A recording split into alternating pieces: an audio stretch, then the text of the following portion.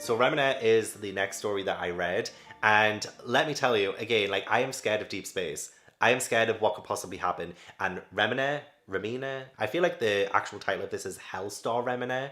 I think that's actually what it's called. But this one, oh my god, it's so good. However, I don't think it kept that goodness all the way through, so unfortunately it did affect the overall enjoyment of this, because I thought this would have been near perfection until I think maybe about 3/4 of the way through, when I was starting to be like, it's a little bit ridiculous now. But it does make up for it with the ending. So in this one there is Dr. Oguro, and he discovers a very distant planet which he names after his daughter Remina. And because he's discovered this planet, he's instantly become famous. His daughter is now famous, and she is catapulted into being a star herself. I feel like there are some great themes on stardom and the way that people can turn on anyone at any given moment. Even if someone has been idolized and made into a star, people can tear you down so easily too. So like this one, it does start off with Remina almost like being burned at the stake. Well, not burned at the stake, but like crucified. It started off so intriguing. It was like, kill Remina, and there is this huge eye above her too. And by starting this way, this is so intriguing, like what's happened here? And then we flash back to how we got to that point. It is a great storytelling tactic by Junji Ito, especially with like the creepiness and the impending dread that you feel throughout the story. But what they start to notice is, just over time, over a little period of time, is that Remina, the planet, is eating up other planets in its path. So these stars and these planets are just blinking out because Remina is eating them. And what's even more terrifying is the Remina on the monitor is 16 light years away. The place it's at in this view would take 16 light years to reach. In other words, we're seeing where the planet was years ago. It started moving toward the solar system 16 years ago. The fact that it's approaching at nearly the speed of light means that as we're looking at this light, Remina is already in our solar system. I'm sorry, but that is terrifying. I feel like if this story didn't go on as long as it did, and I do really want like longer form stories from Junji Ito, I just think there was a period in this story that made it less enjoyable for me and like took away some of that fear that I had. And I was like, okay, that's like a bit too ridiculous. I'll explain why. But the idea of something coming our way that we have no way of stopping, it takes the control away from humans, doesn't it? And it's like we're sitting here and we can't do anything to save ourselves. And the idea that a planet is on its way, like one of my worst fears is the Earth being sucked into the sun. I'm not gonna lie, like that's one of my worst fears. And one day I know that everything will end. You know, the Earth will end.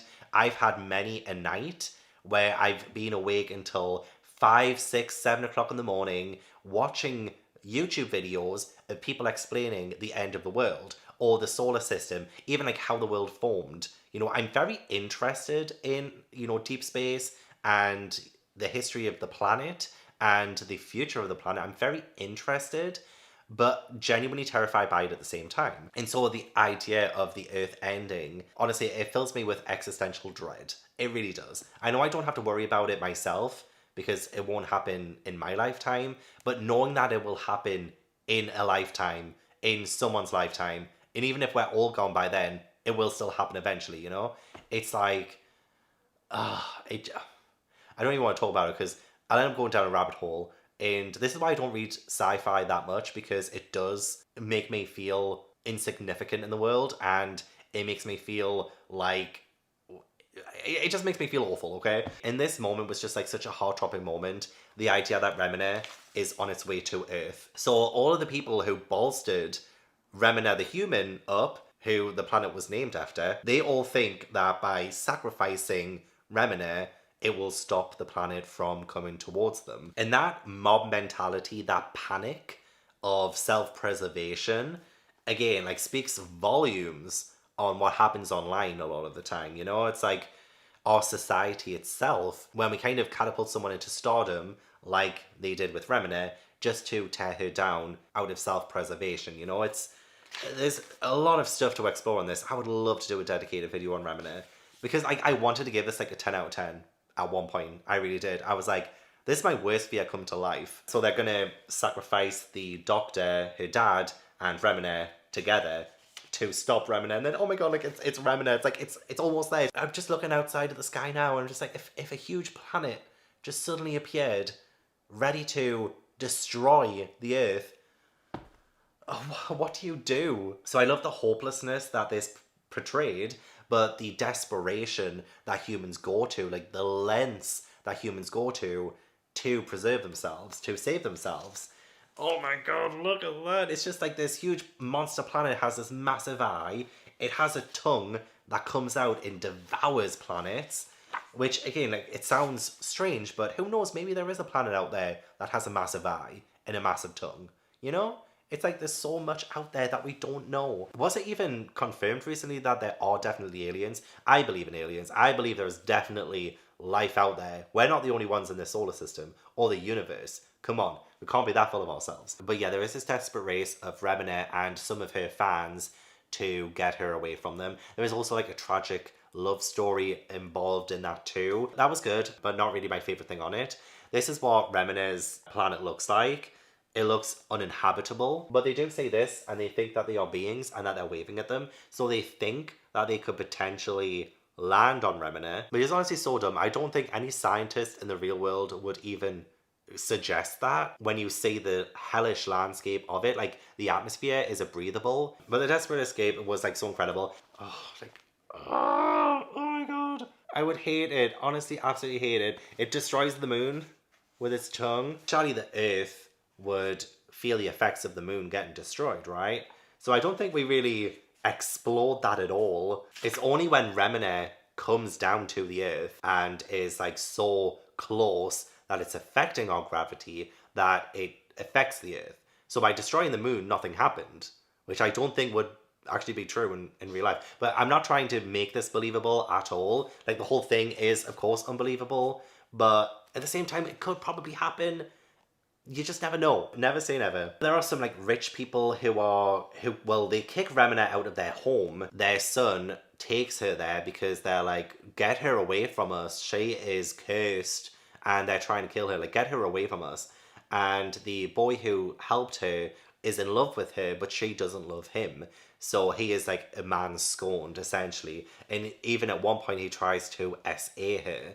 And it's just absolutely disgusting. And he's a disgusting person. But him and his parents are mega rich. And they do get well, I'll talk about them now before I get back to Remina herself. The family get a flight, a spaceship to Remina, which you just know. Like, if the world was ending, all the people in power, all the rich people would definitely be like, fuck you guys, we're out, you know what I mean? I don't think they would even care about the civilians. And this is kind of like what that's exploring a little bit. One of their sons is an astronaut. That's another reason why they are able to do this. But they do land on Remina. I would love a story set in Remina. Honestly, like the entire thing set on Remina. But they find somebody who was on the planet before to scope the place out earlier in the story, who is injured. They take off his helmet, and obviously the atmosphere is not breathable, so he just dies awfully. It almost looks like he gets liquefied. So now this horrible, awful family are trapped on Remina without being able to breathe. So that happened like a little bit later. So that was when it was like starting to get good again. But however, it was sandwiched in between stuff that I wasn't really loving. So I liked that Remina managed to escape and ran into a homeless guy who ends up helping her. Oh, like this is so weird. Like I wish this wasn't included because it really did affect my rating on it. But essentially, Remina the planet has spun the Earth so that everyone is like flying through the air around the whole planet of Earth. Because the Earth's spinning, right?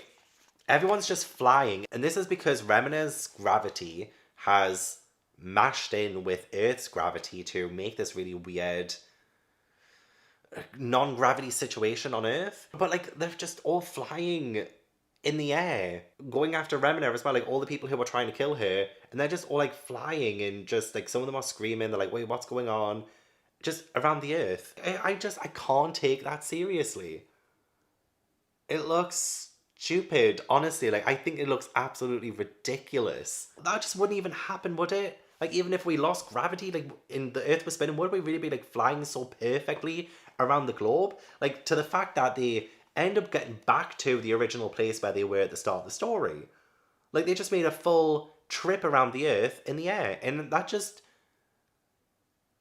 it took away so much of the scariness of this story and just made it absolutely ridiculous. And there is like that masked guy who is trying to kill Remina himself, who has been after her for a while now. I loved when we did go back to Remina the planet, and they end up coming across another guy who came to the planet earlier to scope it out.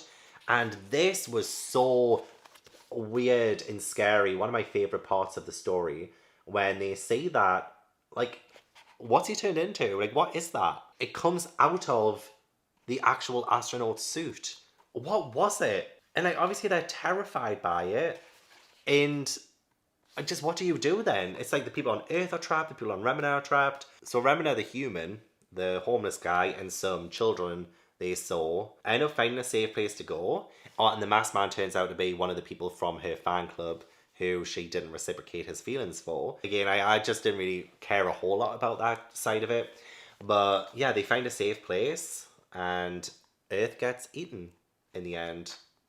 Remina manages to eat Earth and it's gone. Remina the human, the homeless guy, and some children did manage to escape. So at least it ends with a little bit of hope. But I just feel like it would have been so much better without the whole like flying through the air crap nonsense stuff that happened, because seriously I really did think it took away from the overall vibe of the story. The overall tone of the story was lessened because of it. Can we keep the tone consistent, please? I did find that bizarre, but I did end up giving this a 7.5 out of 10. I would have preferred this over Gyo 100% until we got to some of the ridiculous parts of the later half of the story. Well, actually I don't know, like, do I prefer Gyo over Remina?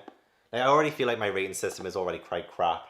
So again, I might end up changing things later on. At the minute, my gut instinct is 7.5 out of 10. Honestly, at one point, this would have been a 9 out of 10.